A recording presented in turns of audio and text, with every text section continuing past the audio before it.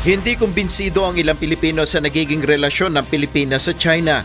Batay sa survey ng Social Weather Stations, sa 1,440 na respondents na tinanong kung sang-ayon ba sila sa pahayag na para sa ikabubuti ng Pilipinas ang nais na mangyari ng Chinese government, 44% ang hindi sang-ayon, 27% ang sang-ayon at 29% ang hindi pa makapagdesisyon. Sa 10 taon na tinanong ng UNTV News Team, karamihan sa kanila ay naniniwalang walang magandang intensyon ng China sa Pilipinas. Yung intensyon niya parang gusto niya tayo sakupin . Yun ang gusto nila mangyari pambubuli na nga ginagawa sa atin . Siyempre naman, lahat ng kanilang produkto nandito sa Pilipinas. Mukhang wala . Sinasakop na nga tayo .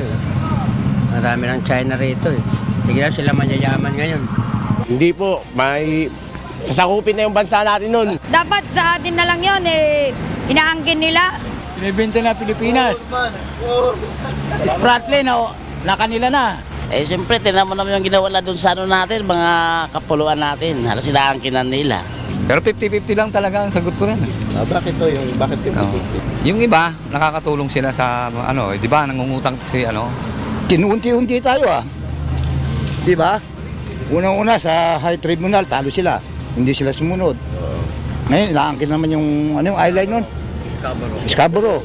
Ayon kay Professor J. Batong Bakal, Director ng University of the Philippines Institute for Maritime Affairs and Law of the Sea, may malaking usapin talaga kung pag-uusapan ay tiwala sa China. Mas lumaki ang kawalan ng tiwalaan niya dito dahil sa mga kasalukuyang kontrobersya at suspetsya sa tunay na intensyon ng China. Mas lumala rin anya ang usapin ng pagtitiwala dahil sa patuloy na pagtatanggol ng pamahalaan. Ang sentimiento na ito ng mga Pilipino ay sa gitna na rin ng nangyayaring issue sa West Philippine Sea. Ang usapin ngayon sa pinasok na loan agreement ng pamahalaang Pilipinas sa China at ang issue sa pagdami ng Chinese workers sa bansa. Nel Maribuho, UNTV News and Rescue, Quezon City.